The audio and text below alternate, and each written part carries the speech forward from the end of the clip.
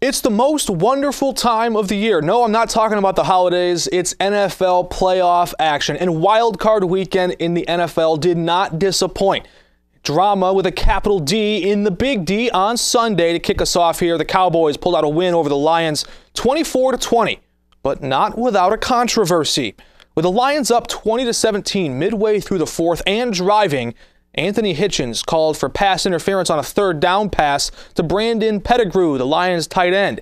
Then officials reversed the call. They picked up the flag, didn't offer any explanation on the field, giving Dallas new life. And they capitalized. Tony Romo led Dallas back for the go-ahead score. But it was an awkward scene in the owner's box as New Jersey Governor Chris Christie wrapped Cowboys owner Jerry Jones up in a big hug. When that image showed up on national television, New Jersey residents were outraged, baffled, upset, many of them voicing their anger on social media. For one thing, the New Jersey governor already has two teams to choose from in his own home state. But here he is hobnobbing with one of the richest men in America, the guy who owns the very team in the Giants division, and he's celebrating the Cowboys' victory. Well, immediately, Lions, Jets, and Giants fans all found common ground, linking Christie to the controversial call at the end of the game.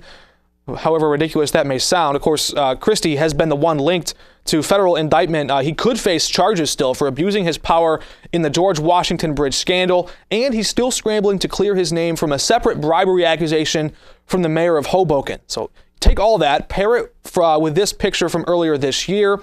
That's head NFL referee right there, Dean Blandino, getting off of Jerry Jones's big party bus along with the owner's son, Stephen Jones. Now, Jones, with ties to Blandino, the referee, and then obviously close with Chris Christie, a powerful political figure with ties to corruption.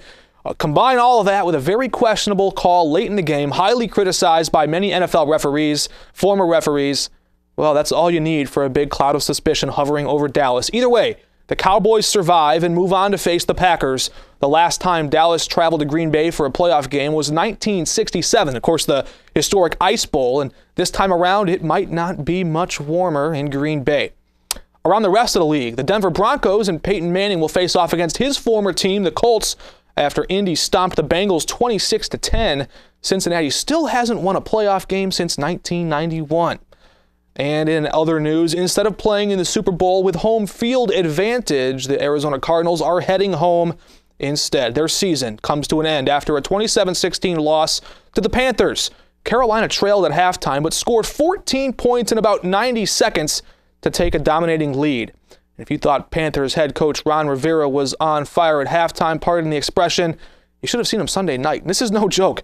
Fascinating news. Rivera and his entire family had to run out of their house as it went up in flames. They called the emergency responders. Fortunately, no one was hurt. But this is interesting. It's the second brush with danger for a Panthers leader of the team there. Quarterback Cam Newton notched his first career playoff win less than 30 days after breaking two small bones in his back. When his truck flipped and rolled over twice, he still played on after missing one game. A little bit of luck can go a long way, though, and right now the Panthers could use some of that. They're going to need all they can get up against the Super Bowl defending champion Seahawks out in Seattle next Saturday. And in Pittsburgh, the Bees fall to the Birds.